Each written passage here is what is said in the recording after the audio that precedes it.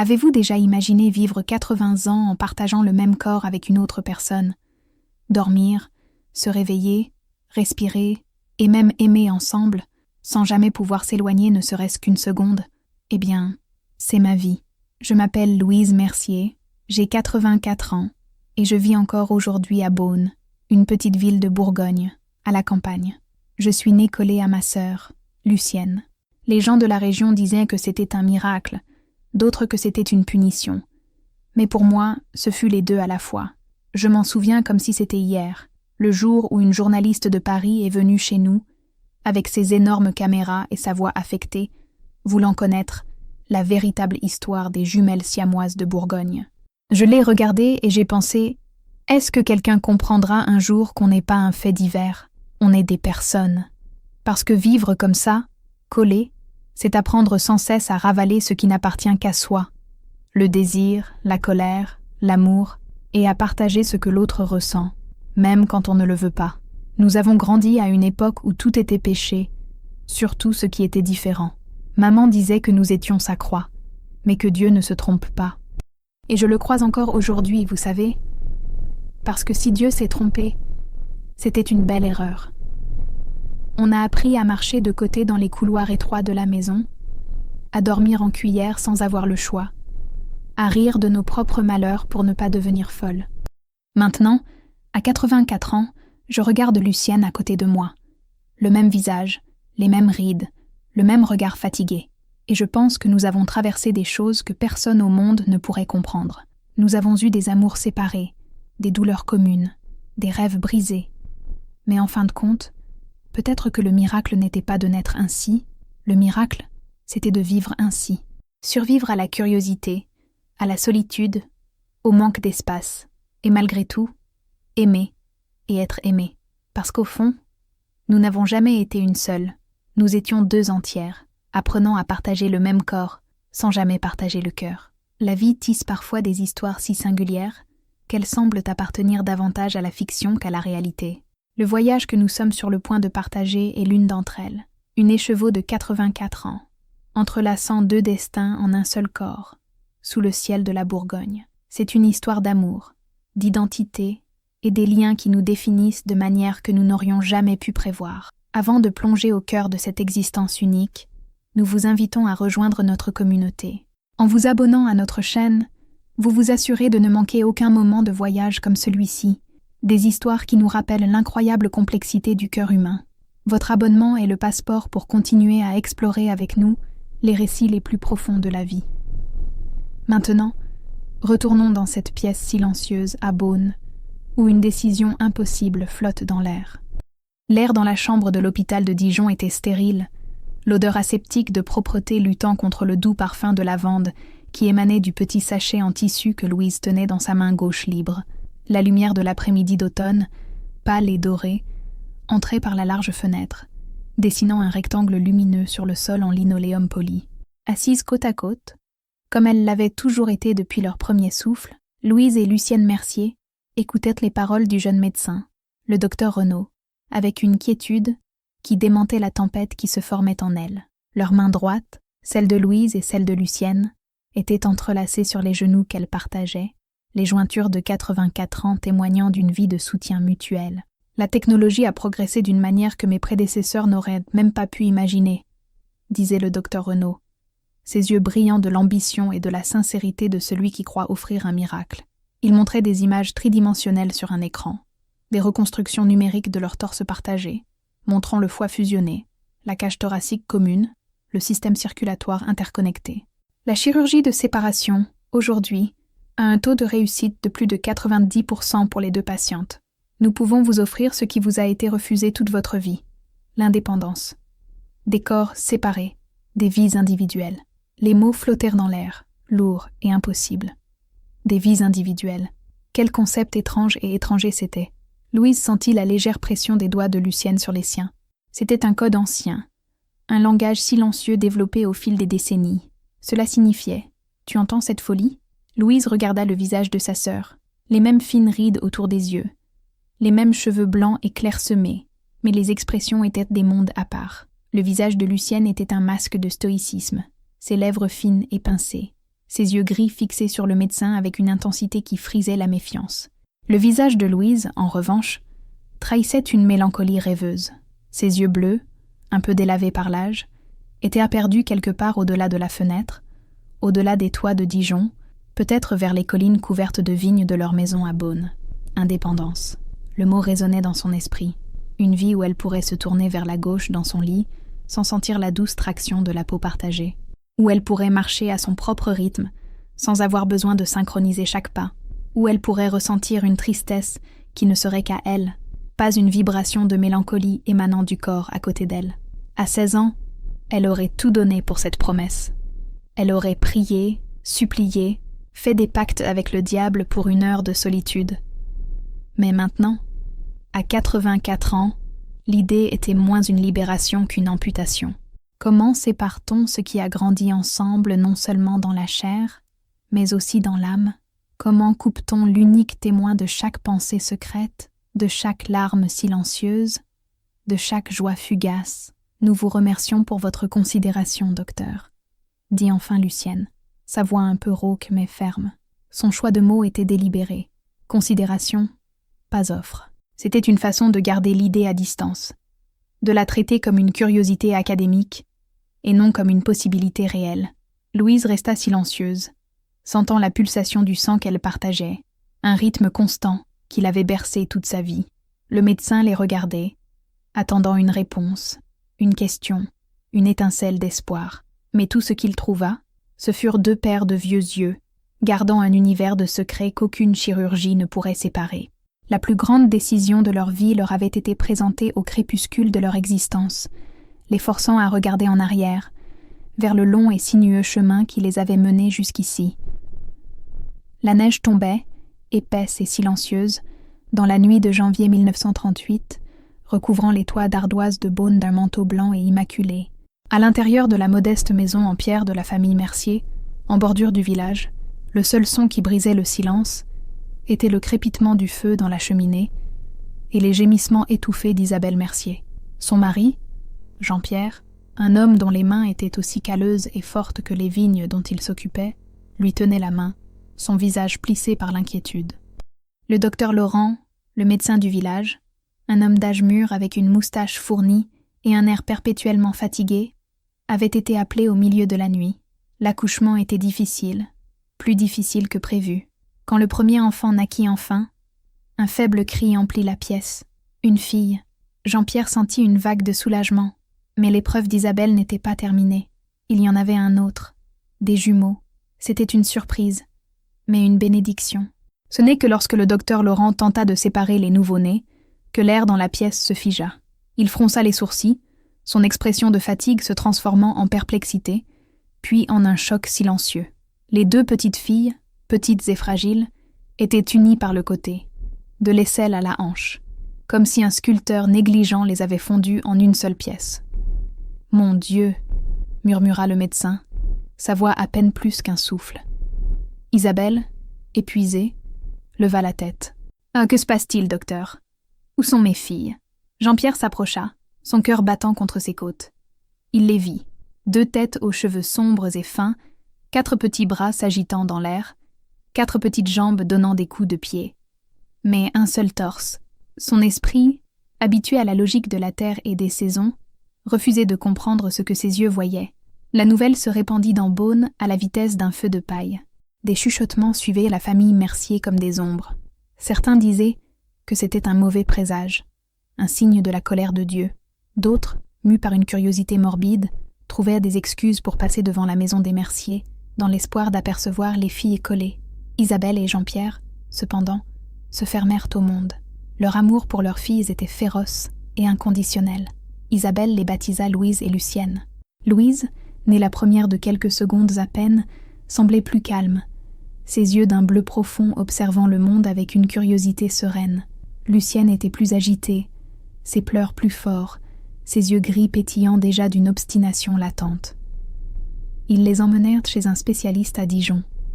Le diagnostic fut sombre et direct. Elles étaient des jumelles thoracopages, partageant des côtes, des cartilages et, le plus critique, un foie. Une séparation, à cette époque, était une condamnation à mort certaine pour les deux. « Laissez-les », conseilla le médecin. « Traitez-les comme une seule dans le corps, mais deux dans l'esprit. Priez pour qu'elles survivent à la première année. » Et ainsi, la maison en pierre en lisière des vignobles devint leur sanctuaire. Jean-Pierre construisit un berceau spécial, large et rembourré. Isabelle apprit à leur donner le bain, à les habiller, à les nourrir, dans une chorégraphie complexe d'amour et de patience. Ils ignorèrent les regards et les murmures. Pour eux, elles n'étaient pas une anomalie ou une punition. Elles étaient simplement leurs filles, Louise et Lucienne, leur petit et extraordinaire miracle. Apprendre à se déplacer fut le premier grand défi. Le monde pour un enfant est une invitation à l'exploration, un vaste terrain de jeu de texture et d'espace. Pour Louise et Lucienne, c'était un casse-tête qu'elles devaient résoudre ensemble à chaque instant. La première tentative de ramper se solda par un enchevêtrement de bras et de jambes et une frustration qui se termina en double pleurs. Ce fut Lucienne, la pragmatique, qui découvrit le rythme. Elle donnait l'impulsion, et Louise, l'observatrice, apprenait à suivre. Elles développèrent un équilibre, une sorte de valse maladroite qui leur permettait de ramper sur le plancher en bois de la maison. Apprendre à marcher fut un exploit d'ingénierie et de détermination. Jean-Pierre tenant leurs 4 mains, elles se levèrent, chancelantes, leurs pas courts et inégaux. La première fois qu'elles réussirent à traverser la cuisine seules, une marche de pas plus de 10 pas fut célébrée avec la solennité d'une grande victoire. Chaque pas était une négociation, chaque virage une décision commune. Leurs personnalités, si distinctes depuis la naissance, devinrent plus marquées. Louise était la rêveuse. Elle pouvait passer des heures à regarder par la fenêtre, à suivre le vol d'un oiseau ou la forme d'un nuage, se perdant dans ses propres pensées. Elle avait une sensibilité aiguë pour la beauté du monde, la couleur d'une feuille de vigne en automne, la mélodie d'une chanson que sa mère chantait. Lucienne, en revanche, était l'ancre dans la réalité. Son esprit était pratique et direct.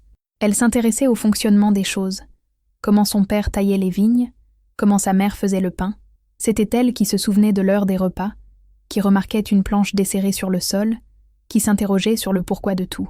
Son énergie était plus physique, un bourdonnement constant d'impatience et de curiosité. Cette dualité créait un équilibre, mais aussi des frictions. Quand Louise voulait s'asseoir en silence dans le jardin pour sentir le soleil sur son visage, Lucienne voulait explorer la grange. Quand Lucienne voulait aider son père à réparer une clôture, Louise préférait rester à l'intérieur pour feuilleter l'un des rares livres qu'ils avaient. « Allons dehors !»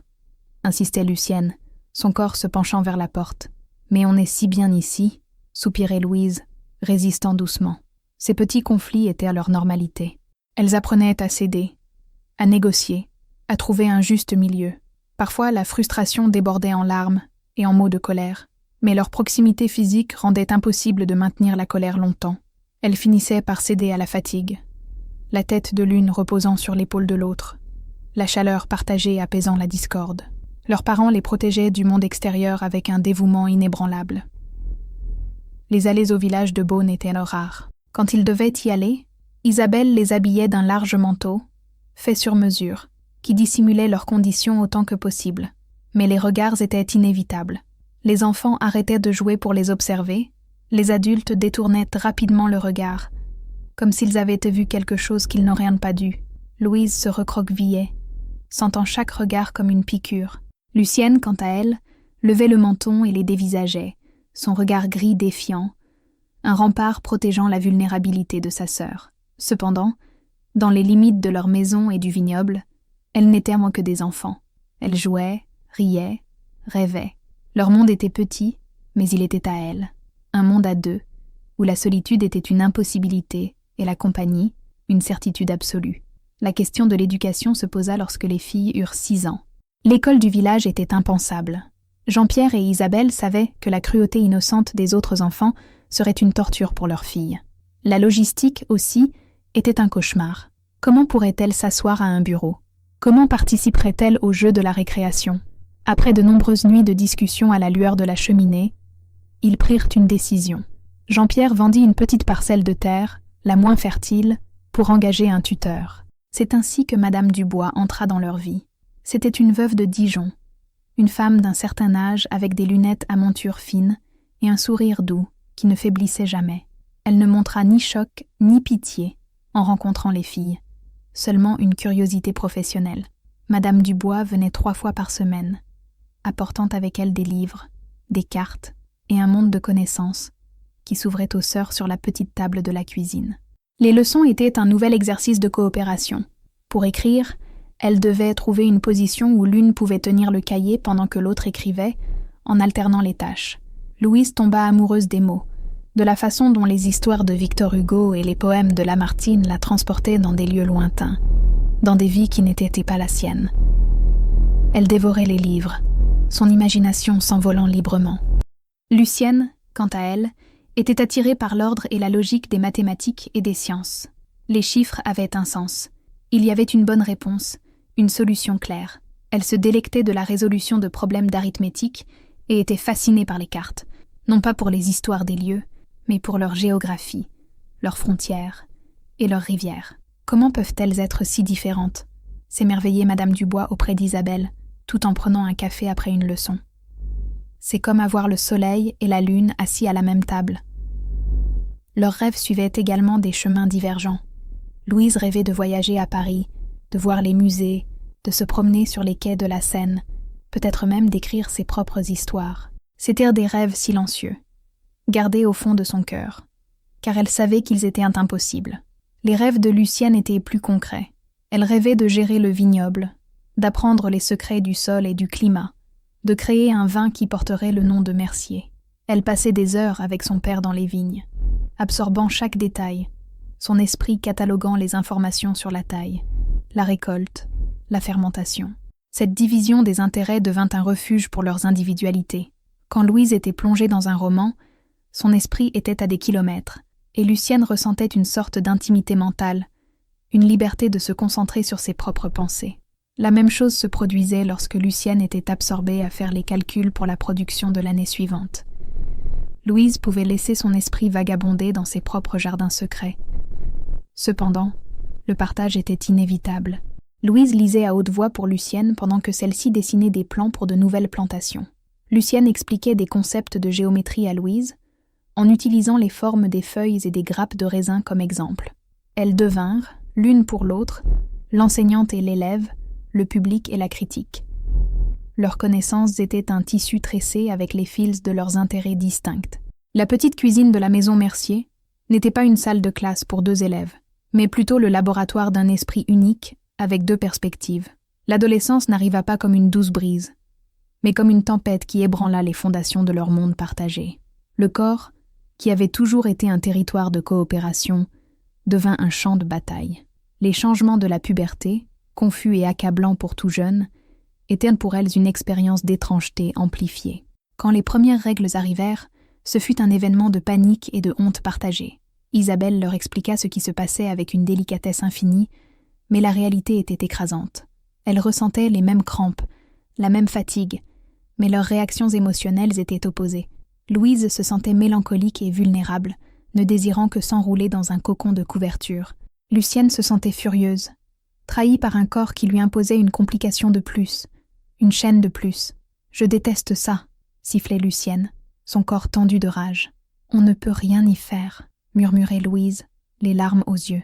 La conscience de leur propre corps et de leur manque d'intimité devint aiguë et douloureuse. L'image dans le miroir était un rappel constant de leur condition. 2 têtes qui regardaient en arrière, 2 jeunes femmes émergeant d'une forme que le monde n'était pas prêt à accepter. Elles commencèrent à se disputer sur des choses triviales, qui masquaient des frustrations plus profondes. La coiffure, le choix des vêtements, toujours un défi de couture pour Isabelle, la façon dont elle s'asseyait. C'est pendant cette période que le désir d'individualité devint une douleur physique. Louise aspirait à un moment de solitude pour écrire dans son journal sans que les yeux de sa sœur ne puissent, théoriquement, regarder par-dessus son épaule. Lucienne souhaitait pouvoir courir à travers les vignes, sentir le vent la fouetter, une explosion d'énergie physique qui était toujours contenue par la nécessité de se mouvoir à l'unisson. La tension entre elles devint palpable, un courant électrique bourdonnant constamment sous la surface. Leurs conversations, autrefois fluides, devinrent plus prudentes. Elles gardèrent leurs pensées les plus intimes, avec une nouvelle ferveur, craignant que l'autre ne puisse, d'une manière ou d'une autre, les entendre. Le monde extérieur, autrefois une menace lointaine, commença à s'infiltrer dans leurs rêves. À travers les livres et la radio, Elles entrevoyaient une vie de normalité qui leur était refusée. Elles voyaient des filles danser à des fêtes, se promener bras dessus bras dessous avec des garçons, partager des secrets avec des amis. Chaque image était un coup de poignard dans le cœur, un rappel du gouffre qui les séparait d'une vie ordinaire. Une nuit, après une dispute particulièrement amère à propos de quelque chose d'insignifiant, Louise se réveilla dans l'obscurité. Elle sentit le tremblement du corps de Lucienne à côté d'elle et entendit le son étouffé d'un sanglot. Pour la première fois, elle ne demanda pas ce qui n'allait pas. Elle tendit simplement sa main libre et trouva celle de sa sœur dans le noir, la serrant fort. Aucun mot ne fut prononcé, mais le message était clair. Je le ressens aussi. Je suis là. Dans cette obscurité partagée, au milieu de la tempête de l'adolescence, leur lien était à la fois la cause de leur souffrance et leur seule consolation. La première lueur d'amour romantique fut, pour Louise, l'odeur du pain chaud et le son d'une voix douce. Étienne était le fils du boulanger, un jeune homme de 18 ans aux cheveux couleur de blé et au sourire qui semblait illuminer la boulangerie sombre. Lors des rares allées au village pour acheter du pain, Louise l'observait en silence. La façon dont ses mains enfarinées pétrissèrent la pâte, la manière dont ses yeux bleus brillaient quand il parlait du temps avec son père. Pour elle, il était le protagoniste d'un de ses romans. Elle imaginait des conversations avec lui, des promenades le long de la rivière, des secrets partagés sous un ciel étoilé. C'étaient des fantaisies inoffensives, un refuge pour son cœur rêveur. Mais pour Lucienne, chaque visite à la boulangerie était une torture. Elle voyait le regard perdu de Louise, sentait l'accélération de leur pouls partagé, et un ressentiment amer grandissait en elle. « Il ne sait même pas que tu existes », disait Lucienne, sa voix tranchante, sur le chemin du retour. « Laisse-moi tranquille », rétorquait Louise, le visage brûlant de honte et de douleur. « Nous sommes une aberration pour lui, pour eux tous. Réveille-toi, Louise. » Lucienne avait aussi son propre secret. Son cœur battait plus vite pour Pierre, le fils du sacristain. Contrairement à Étienne, qui était doux et rêveur, Pierre était audacieux et un peu sauvage. Lucienne admirait sa confiance, la façon dont il grimpait aux arbres les plus hauts et courait à travers les champs sans peur. Elle voyait en lui un esprit libre, tout ce qu'elle aspirait à être. Elle ne l'avouerait jamais à Louise. Mais parfois, quand elle passait devant l'église, son regard le cherchait avec la même intensité que Louise cherchait Étienne. Ses passions secrètes et impossibles devinrent une source de conflits constants. Le corps qu'elle partageait était une scène pour des émotions qui n'étaient pas mutuelles. Quand Louise rougissait en voyant Étienne, Lucienne sentait la chaleur lui monter au visage et le détestait. Quand le cœur de Lucienne s'emballait en apercevant Pierre sauter un mur, Louise sentait la palpitation et était confuse et irritée. La situation atteignit son paroxysme lors de la fête annuelle des vendanges à Beaune. Leurs parents, dans un rare moment d'indulgence, leur permirent d'y aller, dans l'espoir qu'elle puisse se sentir partie intégrante de la communauté. Assises sur un banc en marge de la place illuminée, elles observaient les autres jeunes danser au son d'un accordéon. Étienne était là, dansant avec une jolie fille du village. Louise ressentit une douleur si vive qu'elle lui coupa le souffle. Les larmes jaillirent de ses yeux sans avertissement. Lucienne sentit la vague de misère de sa sœur et sa propre frustration déborda. « Arrête ça !» siffla-t-elle. « Tout le monde nous regarde. Je ne peux pas !» sanglota Louise. « Tu es faible, toujours à rêver de choses que nous ne pourrons jamais avoir. Et toi? Tu te crois meilleure? À faire semblant de ne te soucier de rien? Je vois bien comment tu regardes Pierre. » L'accusation prit Lucienne par surprise. Son visage se durcit. « Ne parle pas de ce que tu ne sais pas. » Elles se levèrent et rentrèrent chez elles dans un silence lourd et glacial. Cette nuit-là, pour la première fois, elles ne se touchèrent pas. Elles dormirent aussi loin que possible l'une de l'autre, un abîme de ressentiment les séparant dans l'espace exigu de leur lit partagé. Leurs amours impossibles ne leur avaient pas seulement brisé le cœur, elles avaient aussi menacé de briser le seul lien qui leur restait au monde. La nuit après la fête des vendanges marqua le point le plus bas de leur relation. Le silence qui s'installa entre elles était plus lourd que n'importe quelle dispute. Pendant des jours, elles se déplacèrent ensemble, mangèrent ensemble, travaillèrent ensemble, mais leurs esprits étaient à des kilomètres l'un de l'autre. L'harmonie forcée de leurs mouvements contrastait violemment avec la dissonance de leurs âmes. Ce fut Isabelle, leur mère, qui perçut la profondeur de la fissure. Un soir, elle les trouva assises à la fenêtre, regardant l'obscurité, la tension entre elles remplissant la pièce. Elle s'assit avec elles, non pas au milieu, mais à côté, et parla avec la voix douce qu'elle avait toujours utilisée pour calmer leur tempête. « Je sais que c'est difficile, » commença-t-elle. « Vivre si près de quelqu'un, ressentir tout ce que l'autre ressent. Mais vous n'êtes pas une seule. Vous êtes deux fleurs qui poussent sur la même tige. Chacune a besoin de son propre soleil. » Ces mots simples ouvrirent une écluse. Louise se mit à pleurer silencieusement. Et, à sa grande surprise, Lucienne aussi. Cette nuit-là, elles parlèrent. Elles parlèrent comme elles ne l'avaient pas fait depuis des années. Non pas comme une unité, mais comme deux personnes distinctes partageant leurs douleurs les plus profondes. Louise confessa son sentiment d'emprisonnement, son désir d'un coin du monde qui ne serait qu'à elle. Lucienne admit sa peur, sa colère face à une condition qui l'empêchait de tester ses propres limites. Elles parlèrent de leurs rêves, de leurs amours impossibles, de l'envie qu'elles ressentaient l'une pour l'autre. Louise pour la force de Lucienne, Lucienne pour la capacité de Louise à trouver de la beauté au milieu de leur existence confinée. De cette conversation douloureuse naquit un nouvel accord, une trêve fragile. Elles commencèrent à établir des règles, non dites, mais comprises. Elles créèrent le concept « espace mental ». Quand l'une d'elles avait besoin de temps pour penser, pour rêver, pour se mettre en colère en silence, l'autre apprenait à se retirer mentalement. C'était un exercice de dissociation, de focaliser son attention sur autre chose, de donner à sa sœur l'illusion de l'intimité. Si Louise lisait un livre particulièrement émouvant, Lucienne se concentrait sur la réparation d'un vêtement ou sur la planification du travail dans le vignoble pour le lendemain. Si Lucienne était frustrée par un parasite qui attaquait les vignes, Louise se réfugiait dans ses pensées, composant des poèmes dans sa tête. Elles apprirent à respecter les sentiments de l'autre, même si elle ne les comprenait pas. Le chagrin d'amour de Louise pour Étienne était réel pour elle. Et Lucienne, bien qu'elle le trouve encore stupide, apprit à ne pas le ridiculiser. Le désir de liberté de Lucienne était une force puissante, et Louise apprit à ne pas le voir comme un rejet d'elle-même. C'était un équilibre délicat, qui exigeait un effort constant. Il y avait des rechutes, des disputes qui éclataient sur de vieilles blessures, mais quelque chose de fondamental avait changé.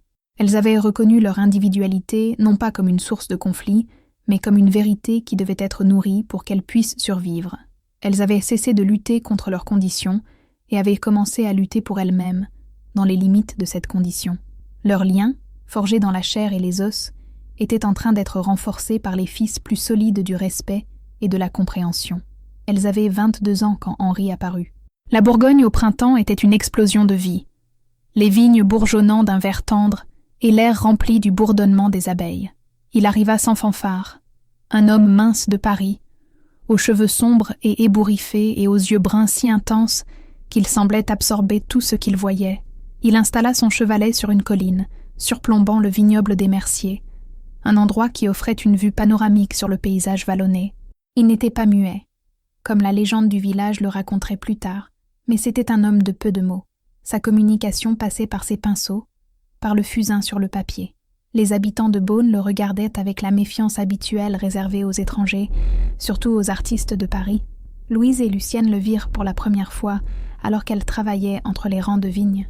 Il était à distance, une silhouette solitaire contre le ciel. Elles l'observèrent pendant des jours. Il ne semblait pas remarquer leur présence. Son attention était entièrement portée sur la lumière, les ombres, la façon dont le vent faisait bouger les feuilles. La curiosité de Louise fut plus forte que sa timidité. Un jour, alors que Lucienne était occupée à vérifier la santé d'une vigne, Louise sentit leur corps partagé se diriger vers le peintre.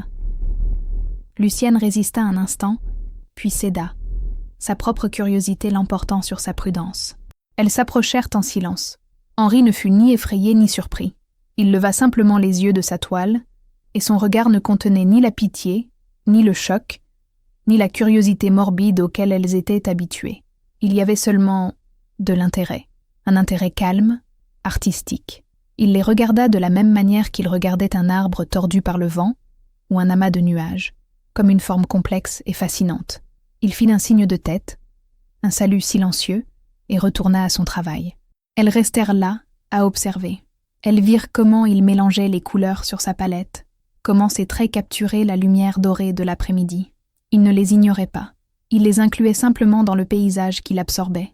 Les jours suivants, sa présence devint partie intégrante de la routine. Elle travaillait et il peignait. Parfois, il leur montrait une esquisse. Non pas de paysage, mais de mains.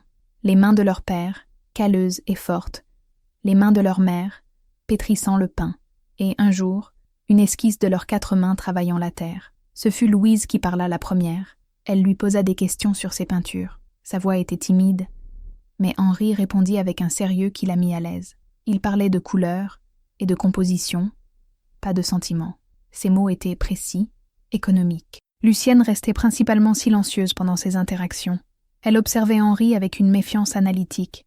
Elle ne faisait pas confiance à cet homme silencieux de la ville. Elle le voyait comme une complication, une perturbation dans leur monde soigneusement équilibré.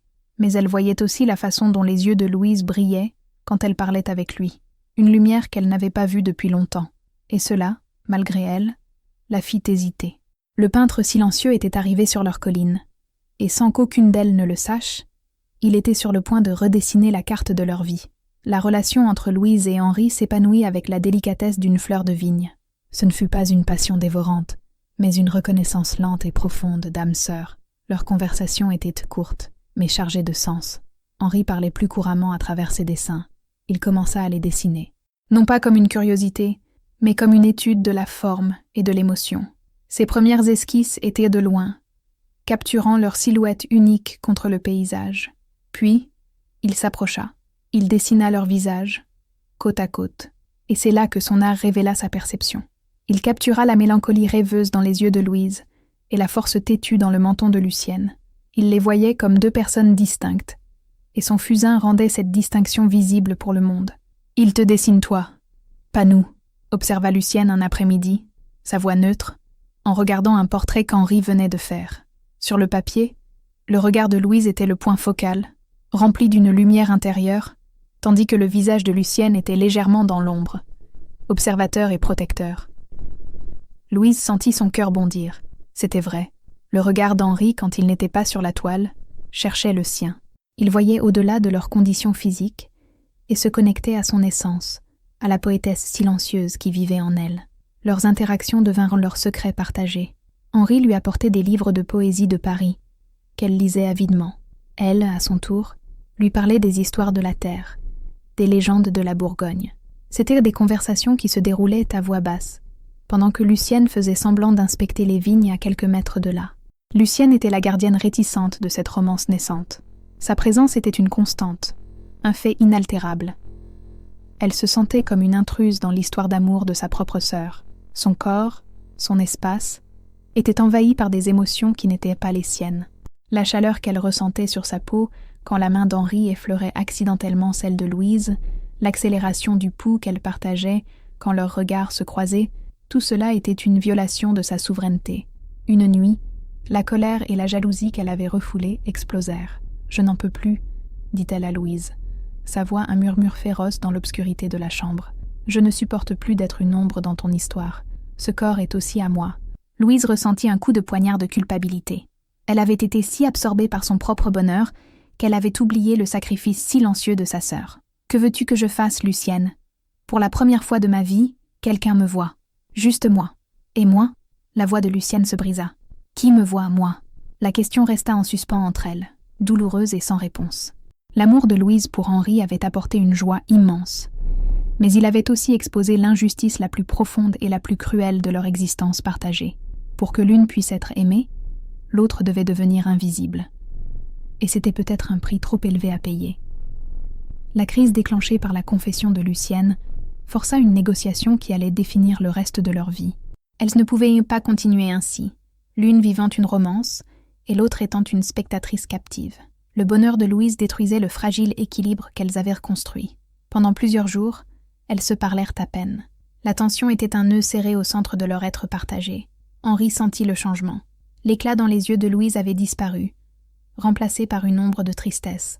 Il n'insista pas, continuant simplement à peindre, sa présence silencieuse un témoignage patient. Ce fut Louise qui rompit l'impasse. Un soir, assise sur le lit, elle se tourna vers sa sœur autant que son corps le lui permettait. « Nous devons trouver un moyen, » dit-elle, sa voix remplie d'une détermination désespérée. « Je ne peux pas l'abandonner, mais je ne peux pas te perdre non plus. » Lucienne, qui avait regardé le plafond, tourna la tête. Ses yeux gris étaient fatigués. « Il n'y a pas de moyen, Louise. Nous sommes piégés. »« Non, insista Louise. Il doit y en avoir un. Nous avons toujours trouvé un moyen. Pour marcher, pour lire, pour vivre, nous devons trouver un moyen d'aimer aussi. Et alors, elles commencèrent à parler. La conversation dura jusqu'à l'aube, un flot de peur, de désir et de possibilités impossibles. Ce fut une négociation d'une honnêteté brutale, où chacune exposa ses vulnérabilités les plus profondes. Louise proposa un système. « Quand je suis avec Henri, dit-elle, je serai la voix principale. Et toi, tu peux avoir ton espace mental. Tu peux penser à tes affaires, à tes plans. Tu peux te déconnecter. » Lucienne rit. Un son amer. Me déconnecter, comme si j'avais un interrupteur. Je ressens tout, Louise. Chaque regard, chaque contact. Je sais, dit Louise, sa voix se brisant. Je sais que c'est une demande impossible. Mais que pouvons-nous faire d'autre? C'est alors que Lucienne, la pragmatique, la stratège, fit une contre-proposition qui allait tout changer. Si tu as ta vie, dit-elle lentement, l'idée se formant dans son esprit, alors je dois aussi avoir la mienne. Ce ne peut pas être un accord unilatéral. Louise la regarda, confuse. Ta vie? Oui, si tu as ton temps avec ton peintre, alors je veux mon temps. Du temps pour faire ce que je veux, pour aller où je veux. Et si un jour je trouve quelqu'un, elle hésita, le mot semblant étrange dans sa bouche. Alors tu devras faire la même chose pour moi. Tu devras être l'ombre. L'énormité de ce que Lucienne proposait s'installa dans la pièce. Elle divisait leur vie, leur temps, leur propre corps. Elle rédigeait la constitution de leur nation de 2 personnes. Elles se mirent d'accord sur des règles. Des heures de la journée seraient à Louise, dédiées à ses conversations avec Henri. D'autres seraient à Lucienne, où elle dicterait les activités, se concentrant sur le vignoble. C'était un pacte extraordinaire, né du désespoir et d'un amour fraternel profond. C'était la prémisse centrale de leur nouvelle existence, le partage conscient et délibéré d'un corps pour permettre l'existence de 2 vies amoureuses séparées. Lucienne accepta de tolérer Henri, de donner à Louise son espace, mais à la condition explicite que la même courtoisie lui serait accordée, si l'occasion se présentait. Cette nuit-là, non seulement elles sauvèrent leur relation, mais elles ouvrirent aussi la porte à un avenir qu'aucune d'elles n'aurait pu imaginer. La vie avec le nouvel accord trouva un rythme étrange. Les matinées et les après-midi étaient, pour la plupart, à Louise. Elle passait du temps avec Henri, qui s'asseyait maintenant plus près, leur conversation plus intime. Lucienne tenait sa part du marché. Elle se repliait sur elle-même, son esprit vagabondant sur les problèmes du vignoble, planifiant la récolte, calculant les coûts. Elle devint une maîtresse de la dissociation, son expression devenant neutre, ses yeux se fixant sur un point lointain. C'était une présence fantôme, un sacrifice silencieux qui permettait le bonheur de sa sœur. Les fins d'après-midi et les soirées appartenaient à Lucienne. Elle entraînait Louise dans de longues promenades à travers les vignes, discutant vigoureusement avec son père des meilleures techniques de greffage. Elle prit les rênes de la gestion financière de la petite propriété, son esprit vif pour les chiffres trouvant des moyens d'augmenter leur maigre profit. Louise, à son tour, essayait de faire sa part, laissant Lucienne diriger, gardant ses pensées pour elle-même. Environ 1 an après le pacte, Antoine apparut. Il était l'antithèse d'Henri. Tandis qu'Henri était silence et introspection, Antoine était bruit, rire et l'odeur de diesel et de routes poussiéreuses. C'était un chauffeur de camion qui transportait des tonneaux de vin de Bourgogne à Lyon et à Paris. Un homme robuste, avec une barbe rousse et des mains de la taille d'assiette, qui parlait fort et racontait des histoires de toutes les villes où il passait. Il s'arrêta à la cave des Merciers pour charger une commande. Jean-Pierre était malade ce jour-là, et ce fut Lucienne qui le reçut, avec son porte-bloc et son crayon derrière l'oreille. Antoine, habitué à traiter avec des hommes rudes et des négociants rusés, fut immédiatement intrigué par cette jeune femme sérieuse qui le regardait droit dans les yeux et ne se laissait pas intimider par sa taille ou sa voix de tonnerre. Leur condition physique, qui normalement éloignait les gens, ne sembla pas l'affecter. Il les regarda une fois, avec une curiosité franche, puis s'adressa directement à Lucienne, reconnaissant instinctivement qui était aux commandes de cette transaction. « Alors, mademoiselle, ce sont ces tonneaux qui vont rendre les Parisiens heureux cette semaine ?» dit-il, avec un clin d'œil. Lucienne ne sourit pas. « Ce sont les tonneaux qui sont sur votre bon de chargement. Si vous les transportez en toute sécurité, peut-être qu'ils seront heureux. » Sa réponse directe, au lieu de l'offenser, le fit rire. Un éclat de rire qui résonna dans la cave. « Vous me plaisez. Direct, sans détour. » Antoine devint un arrêt régulier. Sa route le ramenait à Beaune toutes les 2 semaines. Et chaque fois, il cherchait Lucienne. Il lui apportait de petits cadeaux de la route. Un fromage d'un village reculé, un journal de Lyon. Il ne parlait pas d'art ou de poésie. Il parlait du monde réel, des grèves de camionneurs, du prix du carburant, des restaurants de bord de route avec la meilleure nourriture. Il parlait à Lucienne. Il la voyait.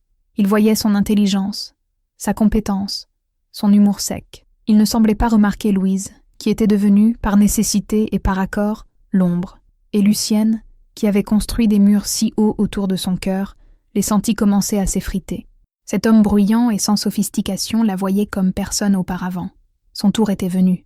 Maintenant, c'était au tour de Louise d'apprendre l'art de devenir invisible, et c'était infiniment plus difficile qu'elle ne l'avait imaginé. Henri était calme, sa présence était apaisante et non intrusive. Antoine était une force de la nature. Son énergie remplissait tout espace où il entrait. Quand il était là, sa voix forte racontant une histoire, sa main lourde se posant sur l'épaule de Lucienne dans un geste de camaraderie, Louise se sentait comme un meuble. C'était une expérience d'effacement qui lui donnait le vertige. Elle devait lutter contre l'envie de parler, de se joindre à la conversation, d'exister. Elle observait sa sœur se transformer. Avec Antoine, Lucienne souriait davantage. Une petite courbe de ses lèvres qui adoucissait son expression sévère. Elle répondait à ses taquineries avec un sarcasme aiguisé qui était sa façon de flirter. Louise voyait l'éclat dans les yeux gris de sa sœur, le même éclat qu'elle ressentait quand elle était avec Henri, et un nœud complexe d'émotions se serra dans sa poitrine. Le bonheur pour sa sœur, une pointe de jalousie pour l'attention facile qu'Antoine lui accordait, et une profonde solitude. Le premier baiser de Lucienne eut lieu une nuit d'été, près de la cave. Antoine avait fini de charger les tonneaux et était sur le point de partir. L'air était lourd de l'odeur de la terre et du vin. Louise essayait de se concentrer sur le son des grillons, de réciter un poème dans sa tête, de faire n'importe quoi pour ne pas être là. Mais elle le sentit. Elle sentit le moment où Antoine se pencha, sentit le contact de ses lèvres sur celles de Lucienne. Ce fut un baiser rapide, un peu maladroit, au goût de tabac et de café. Et leur corps réagit. Le cœur partagé s'accéléra. Le sang leur monta au visage. Mais l'émotion, le vertige, n'appartenait qu'à Lucienne. Pour Louise, ce fut une sensation fantôme, un écho physique d'un sentiment qui n'était pas le sien. Cette nuit-là, au lit, le silence était différent. Il n'était pas tendu, mais rempli d'une nouvelle compréhension. Alors, commença Louise, hésitante. Alors, rien, dit Lucienne. Mais sa voix n'était pas dure. Il y avait une note de vulnérabilité en elle. C'est un idiot bruyant. Il te fait sourire, dit Louise doucement. Lucienne ne répondit pas, mais dans l'obscurité, sa main chercha celle de Louise. La poignée était ferme, un mélange de gratitude et d'excuses. Elles avaient inversé les rôles. Maintenant, c'était Louise la gardienne, le témoin silencieux. Le pacte était respecté. Leur double vie avait sérieusement commencé, et elles naviguaient ensemble dans ce territoire inconnu, comme toujours, mais d'une manière nouvelle et terriblement compliquée. La solitude de l'une était le prix du bonheur de l'autre, et elle payait ce prix, en alternance, jour après jour. Les années qui suivirent furent une chorégraphie complexe, une danse à 4 personnes dans 2 corps. La vie des sœurs Mercier se divisa en 2 rythmes distincts. Il y avait le rythme d'Henri et le rythme d'Antoine. Les jours avec Henri étaient faits de silence, de lumière et de couleurs. Il avait loué une petite maison dans le village, mais passait la plupart de son temps à la campagne, à peindre. Sa relation avec Louise s'approfondit, devenant un amour serein et stable. Il se promenait lentement à travers les vignes, lui parlant de son art, elle lui lisant ses poèmes. Lucienne, pendant ces moments, était une présence discrète, ses pensées concentrées sur la terre sous leurs pieds. Pour le monde extérieur, Henri était simplement l'ami artiste des sœurs Mercier. La nature de leur affection était un secret gardé à 3. Puis, il y avait les jours d'Antoine. Son arrivée était annoncée par le bruit du moteur de son camion montant le chemin de terre. Sa présence était une explosion d'énergie. Il apportait avec lui le monde extérieur. Ses soirées avec Lucienne se passaient dans la cuisine, à partager une bouteille de vin et à parler d'affaires, de politique, de la vie au-delà des collines de Bourgogne. Il faisait rire Lucienne, défiait ses opinions, la traitait comme une égale. Pendant ces moments, c'était Louise qui se retirait dans ses jardins intérieurs, le son de la voix d'Antoine devenant un bruit de fond. Le village de Beaune observait et chuchotait. La présence de deux hommes si différents dans la vie des filles collées était un sujet de spéculation sans fin. Certains trouvaient cela scandaleux, d'autres simplement étranges. Mais personne ne pouvait comprendre la vérité. La complexité de leur vie était telle qu'elle défiait l'imagination. Les défis pratiques étaient immenses. L'intimité était un champ de mine de négociation. Les moments d'affection physique étaient à voler, discrets et toujours sous le regard, ou la présence consciente, de l'autre sœur. Un baiser d'Henri à Louise sur le front en lui montrant une peinture. Une étreinte rapide d'Antoine à Lucienne avant son départ. C'étaient des miettes d'affection. Mais pour elle valait plus qu'un banquet. La jalousie ne disparut jamais complètement. Il y avait des jours où Louise en voulait au rire facile de Lucienne avec Antoine. Il y avait des nuits où Lucienne ressentait une pointe d'envie pour le lien intellectuel et serein entre Louise et Henri. Mais leur pacte tenait. Le respect mutuel pour l'espace et le bonheur de l'autre était le ciment qui les maintenait unis. Elles vivaient deux vies, ressentaient deux joies, supportaient deux angoisses. Quand le camion d'Antoine était en retard, c'était Lucienne qui était tendue, et Louise sentait cette tension dans leurs muscles partagés. Quand Henri avait un blocage créatif et devenait mélancolique, c'était Louise qui était triste, et Lucienne sentait le poids de cette tristesse courber ses épaules. C'était une existence extraordinaire et épuisante. Elles étaient des actrices sur une scène constante, jouant des rôles différents selon la personne présente. Et pourtant, au milieu de cette danse compliquée, elles trouvèrent une forme de bonheur. Chacune avait trouvé quelqu'un qui la voyait, qui l'aimait pour son individualité. Elles avaient réussi l'impossible. Elles avaient divisé un corps pour vivre deux amours. Le bonheur, comme la lumière du soleil en Bourgogne, peut être éclatant mais fugace. La première ombre tomba sur leur vie, soigneusement construite l'automne, où Henri tomba malade. Cela commença par une toux persistante, une fièvre qui allait et venait. Le docteur Laurent diagnostiqua une pneumonie. Mais malgré les traitements, il ne s'améliorait pas. Henri, toujours si plein d'une énergie tranquille, devint fragile. Sa peau devint pâle. Ses yeux intenses perdirent leur éclat. Il continuait d'essayer de peindre, mais ses mains tremblaient et il se fatiguait rapidement. Louise passait toutes les heures qu'elle pouvait avec lui. Elle lui lisait de la poésie, lui décrivait les couleurs de l'automne qu'il ne pouvait plus aller voir. Sa douleur était une présence constante, une lourde pierre dans sa poitrine. Et Lucienne ressentait chaque gramme de ce poids. C'était une nouvelle et terrible forme de partage. L'angoisse de Louise était un courant souterrain qui parcourait le corps des deux. Lucienne n'aimait pas Henri de la même manière, mais elle avait appris à le respecter, à apprécier le bonheur qu'il apportait à sa sœur. Le voir dépérir était douloureux, mais ressentir le désespoir de Louise à chaque instant était une forme de torture. Elle essayait d'être forte pour sa sœur. Elle assumait plus de travail dans le vignoble, s'occupait des affaires pratiques, essayant de créer une façade de normalité. Mais il n'y avait aucun moyen d'échapper. La nuit, elle sentait les tremblements silencieux des pleurs de Louise, sentait la façon dont leur cœur partagé battait de manière irrégulière avec l'anxiété. Henri mourut un matin froid de novembre.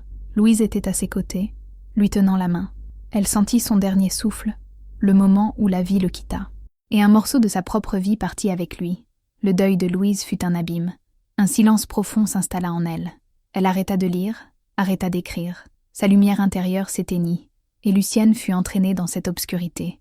Pour la première fois, elle comprit la profondeur de l'amour de sa sœur, car maintenant elle ressentait la profondeur de son absence.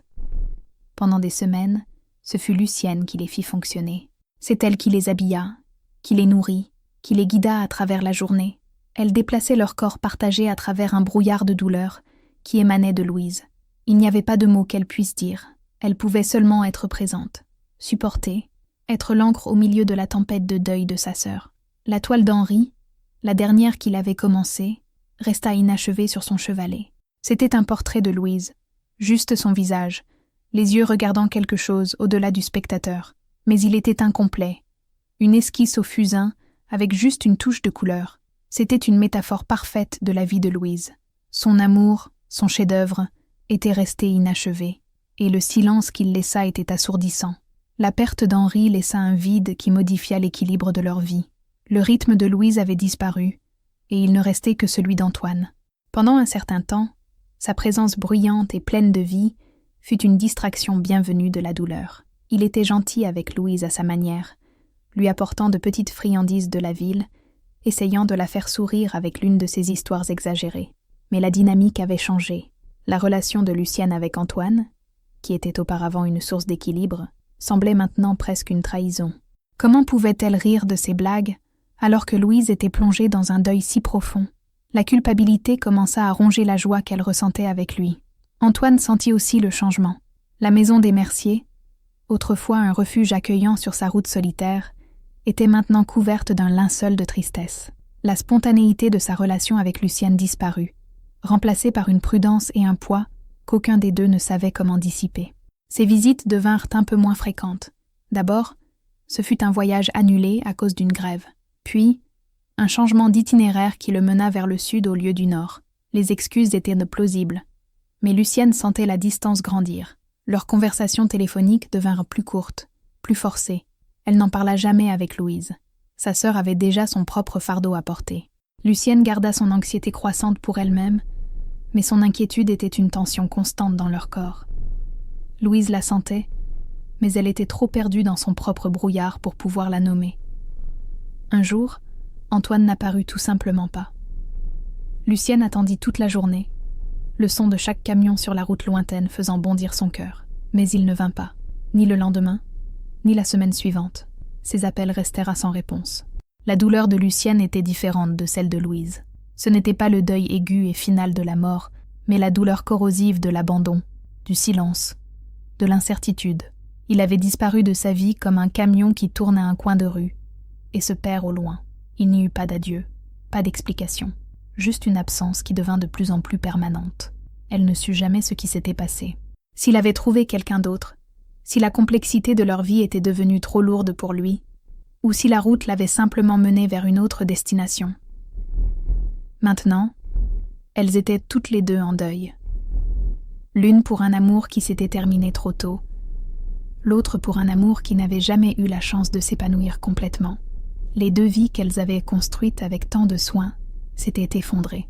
Il ne restait qu'elle, seule à nouveau, dans la maison silencieuse, entourée par les vignes qui continuaient de pousser, indifférente au cœur brisé qui s'en occupait. La route devant elle, autrefois divisée en deux chemins, n'en était plus qu'une, et elle était vide. Les années qui suivirent le départ d'Antoine et la mort d'Henri furent comme un long hiver pour les sœurs Mercier. Leur maison, qui résonnait autrefois des voix de deux mondes différents, plongea dans un silence profond, brisé seulement par le vent qui sifflait à travers les vignes dénudées. Elles avaient un peu plus de 30 ans, mais se sentaient vieilles. La joie et la complexité de leurs années de jeunesse avaient été remplacées par une routine monotone et grise. Elles n'avaient plus que l'une et l'autre, et leur proximité, qui avait été autrefois un défi à négocier, devint leur seul refuge. Elles déversèrent toute leur énergie dans le vignoble. Elles travaillaient du lever au coucher du soleil, leurs mains et leurs corps se mouvant dans une synchronie parfaite, affinée par une vie entière de pratique. La taille, le labour, la récolte, le cycle sans fin de la terre devint le rythme de leur vie. Elles ne parlaient pas beaucoup du passé. La douleur était un paysage partagé qui n'avait pas besoin de cartes. Leurs parents vieillirent et tombèrent malades. D'abord Jean-Pierre, dont le corps robuste fut vaincu par une maladie cardiaque. Elles s'occupèrent de lui jusqu'à la fin, leurs forces combinées le soutenant. Des années plus tard, ce fut Isabelle qui s'en alla, paisiblement dans son sommeil. Avec la perte de leurs parents, le dernier lien avec leur enfance protégée disparut. Elles étaient vraiment seules au monde. La communauté de Beaune, qui les avait toujours traitées avec un mélange de curiosité et de distance, commença à les voir différemment. Leur résilience, leur dévouement à la terre, la manière dont elles géraient le vignoble avec une compétence qui surpassait celle de beaucoup de leurs voisins, leur valurent un respect réticent. Elles n'étaient plus les filles collées, la curiosité du village. Elles étaient des sœurs Mercier, les viticultrices. Cependant, leur monde intérieur resta fermé. Le deuil de Louise se transforma en une mélancolie chronique, une ombre qui la quittait rarement. Elle trouva un certain réconfort dans l'écriture, remplissant des cahiers de poèmes et de pensées, mais la joie spontanée ne revint jamais. Lucienne, quant à elle, érigea ses murailles encore plus haut. Sa douleur face à l'abandon d'Antoine l'endurcit, la rendant encore plus pragmatique et méfiante envers le monde extérieur. Elle se concentra sur les affaires, sur l'amélioration de la qualité de leur vin, trouvant dans la logique et le travail un antidote au désordre du cœur. Elles apprirent à vivre avec leurs fantômes. Parfois, une odeur de peinture à l'huile ou le son lointain d'un moteur de camion ramenait une vague de souvenirs douloureux. Dans ces moments, la main de l'une trouvait celle de l'autre, un geste silencieux de reconnaissance et de réconfort. Les années passèrent, les saisons changèrent, les vignes fleurirent et furent récoltées. Encore et encore, leurs cheveux sombres se parsemèrent de gris, puis devinrent blancs. Les rides se creusèrent sur leurs visages. Elles vieillirent ensemble, leur deuil s'adoucissant avec le temps, se transformant en une partie intégrante de leur histoire partagée, comme les vieilles racines tordues de leurs plus anciennes vignes. Le long hiver de leur vie fit place à un automne permanent, beau dans sa mélancolie, tranquille dans sa résignation. Le temps, qui dans leur jeunesse semblait s'étirer à l'infini, commença à s'accélérer. Les décennies de 50, 60 et 70 ans passèrent avec la régularité des saisons. Leur vie à Beaune s'installa dans une routine tranquille et immuable. Elles étaient une institution dans la petite ville, une présence constante et familière, comme la vieille église ou le marché hebdomadaire. Le corps qu'elles avaient appris à naviguer avec tant d'expertise commença à les trahir. La vieillesse ne leur demanda pas la permission. Les douleurs de l'arthrite étaient une expérience partagée, une double douleur aux hanches et aux genoux. Se lever du lit le matin devint un processus lent et prudent. Leur marche, autrefois un exploit de coordination, devint plus lente, plus hésitante. Leur interdépendance, autrefois une question de logistique et d'émotion, devint une nécessité de survie. Si l'une trébuchait, l'autre servait de contrepoids. Si la main de l'une tremblait trop pour tenir une tasse, l'autre main était là pour la stabiliser. Elles étaient le soutien, la canne, l'équilibre l'une de l'autre. Leur maison en pierre, témoin de toute leur vie, vieillissait avec elles. Les planches du sol grinçaient sous leur poids combiné. Les murs gardaient les échos de rires et de larmes de près d'un siècle. Elles engagèrent un jeune du village pour les aider avec le travail le plus pénible dans le vignoble, mais continuèrent à superviser chaque étape, leur connaissance de la terre étant profonde et irremplaçable. Leur personnalité, forgée au feu de la jeunesse, s'adoucirent avec l'âge. La mélancolie de Louise se transforma en une sérénité contemplative. Elle trouvait de la joie dans les petites choses. La façon dont la lumière du matin tombait sur une grappe de raisin, le goût du premier café de la journée. La rudesse de Lucienne s'adoucit en une praticité chaleureuse. Elle se souciait de ses voisins, tricotait des écharpes pour les enfants du village, et son ancienne méfiance envers le monde fit place à une acceptation lasse.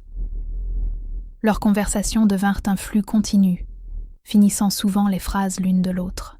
Elles se remémoraient le passé, non pas avec la douleur aiguë d'autrefois, mais avec une nostalgie douce amère. Elles parlaient d'Henri et d'Antoine, non pas comme des blessures ouvertes, mais comme des chapitres importants d'un livre qu'elles avaient déjà lu de nombreuses fois. « Tu te souviens de la couleur qu'Henri utilisait pour peindre le ciel au crépuscule ?» demandait Louise en regardant par la fenêtre. « Je me souviens surtout du désordre qu'il laissait avec ses peintures », répondait Lucienne, avec une lueur dans les yeux qui démentait sa mauvaise humeur, et du bruit de ce camion d'Antoine. Je crois que je l'entends encore. Elles étaient devenues un organisme unique, d'une manière qu'elles ne l'avaient jamais été auparavant. Les frontières entre leurs esprits, qu'elles avaient tant lutté pour maintenir, devinrent plus perméables. Souvent, elles savaient ce que l'autre pensait sans avoir besoin de mots. Le poids des années courbait leur dos, mais il les unissait aussi de manière plus inextricable. Leur lien physique, autrefois vu comme une prison, était devenu leur plus grand réconfort. C'était la preuve tangible que, malgré toutes les pertes et toutes les douleurs, elles n'avaient jamais été vraiment seules. Et ainsi, le récit revient à son point de départ, la chambre stérile de l'hôpital de Dijon. L'offre du docteur Renaud, faite avec les meilleures intentions et l'éclat de la science moderne, flottait entre elles. La possibilité de séparation, le rêve fiévreux de leur adolescence, se présentait maintenant comme une réalité médicale. Quand elles sortirent du cabinet, elles ne parlèrent pas. La marche dans le couloir de l'hôpital, le trajet en voiture pour retourner à Beaune, tout se fit dans un silence profond. Chacune était perdue dans ses propres pensées, pesant une vie entière dans la balance contre une promesse d'avenir. En arrivant à la maison, l'odeur familière de bois ancien, de lavande séchée et de terre les accueillit. Elles s'assirent à la table de la cuisine, le même endroit où elles avaient appris à lire, où elles s'étaient disputées à propos de garçons, où elles avaient pleuré leur perte. Le soleil de l'après-midi entrait par la fenêtre, illuminant les particules de poussière qui dansaient dans l'air. Louise regarda leurs mains entrelacées sur la table. 4 mains, unies dans un seul réseau de peau ridée et de veines saillantes. Des mains qui avaient travaillé la même terre, tenu les mêmes livres, senti le même contact d'un amant, essuyé les mêmes larmes. « L'indépendance », dit Louise, le mot sonnant étrange et creux dans la quiétude de la cuisine. Lucienne leva les yeux de son café. Son regard gris était clair et direct. « Qu'est-ce que tu en ferais, Louise? De ton indépendance? Tu irais enfin à Paris ?» La question n'était pas sarcastique, mais plutôt sincère. Louise y réfléchit. Elle s'imagina marchant seule dans les rues de Paris, entrant au Louvre, s'asseyant à un café. L'image était vide. À qui décrirait-elle la beauté de la Joconde? Avec qui partagerait-elle le croissant? L'idée de vivre quelque chose d'aussi grandiose sans la présence silencieuse et familière de sa sœur à ses côtés était insupportablement solitaire. « Et toi ?» rétorqua doucement Louise. « Tu courais enfin à travers les champs ?» Lucienne regarda ses jambes, ses hanches douloureuses. Un rire court et sec lui échappa. « Je crois que mes jours de course sont révolus, ma sœur. » Elles restèrent de nouveau silencieuses. Mais la décision était déjà prise. Elle était dans l'air entre elles, aussi certaine et solide que la table en chêne sous leurs mains. Le choix qui leur était offert n'était pas entre l'union et la liberté. C'était entre qui elles étaient et qui elles auraient pu être. Et à 84 ans, la personne qu'elles étaient, cette entité double, complexe et résiliente, était la seule identité qu'elles connaissaient. C'était leur foyer. La semaine suivante, la lettre de l'hôpital arriva, demandant une réponse formelle à la proposition chirurgicale. Lucienne la posa sur la table de la cuisine, à côté du sucrier. Elle resta là pendant 2 jours, un rectangle blanc représentant un carrefour. Le 3e matin, ce fut Lucienne qui prit un stylo. Louise l'observa, son cœur battant à un rythme calme et constant. Il n'y avait pas d'anxiété, pas de doute, juste la certitude tranquille d'une conclusion atteinte ensemble. « Que devrions-nous écrire ?» demanda Lucienne, bien qu'elle connaisse déjà la réponse. C'était un rituel, une dernière confirmation. Louise réfléchit un instant. « Remerciez le docteur pour sa gentillesse, » dit-elle. « Dites-lui que nous apprécions la science et le progrès qu'il représente. » Elle marqua une pause, choisissant ses mots avec le soin d'une poétesse. « Mais dites-lui que, pour nous, la chirurgie serait arrivée avec 84 ans de retard, et que ce ne serait plus une séparation, mais une amputation. » Lucienne hocha la tête, son expression sérieuse. Elle aima le mot. Amputation. Il capturait parfaitement ce qu'elle ressentait. Couper leur lien maintenant ne serait pas libérer 2 personnes. Ce serait détruire la seule personne qu'elles étaient devenues. Pendant que Lucienne écrivait la lettre de son écriture ferme et pratique, Louise laissa son regard vagabonder par la fenêtre. Les vignes perdèrent leurs dernières feuilles, les branches nues, dessinant des motifs complexes contre le ciel gris. C'était un paysage qu'elle voyait depuis plus de 8 décennies, et dans chacun de ses souvenirs, Lucienne était là. Sa présence était aussi fondamentale pour le paysage de sa vie que les collines de Bourgogne elles-mêmes. Elle imagina, un bref instant, ce que ce serait de se réveiller seule, le silence, le vide dans le lit à côté d'elle, l'absence de chaleur, de respiration, de la présence constante qu'il avait ancrée toute sa vie. La liberté que le docteur Renaud offrait ressemblait terriblement à l'abandon. Quand Lucienne eut fini d'écrire, elle lut la lettre à haute voix. Les mots étaient polis, fermes et définitifs. Ils ne laissaient aucune place à de nouvelles discussions. « C'est bien comme ça ?» demanda Lucienne. « C'est parfait », répondit Louise. Ensemble, elles marchèrent jusqu'à la petite boîte aux lettres au bout de leur chemin de terre. L'air d'automne était frais et piquant. Lucienne ouvrit la fente et, d'un mouvement décidé, inséra l'enveloppe. Le son doux du papier tombant dans la boîte en métal fut le son d'une porte qui se ferme, d'une décision finale qui est scellée. Alors qu'elle se retournait pour rentrer à la maison, un rayon de soleil perça les nuages, baignant le vignoble d'une lumière dorée. Elles s'arrêtèrent un instant pour observer. Leur décision n'était pas un renoncement, mais une affirmation d'une vie qui, malgré toutes ses difficultés, avait été unique, complète et à sa manière, belle. Elles avaient choisi leur prison, leur forteresse, leur identité. Elles avaient choisi de rester ensemble, jusqu'à la fin. La vie continua. La lettre fut envoyée, et elles n'entendirent ne plus jamais parler de la chirurgie. Le docteur Renaud, peut-être, comprit. Ou peut-être classa-t-il simplement leur cas comme une anomalie médicale et psychologique qui était hors de portée de son scalpel. Pour Louise et Lucienne, rien ne changea. Et pourtant, tout changea. La décision solidifia leur lien d'une manière que même la nature n'avait pas réussi à faire. Ça avait été leur premier et unique choix véritablement commun concernant leurs conditions.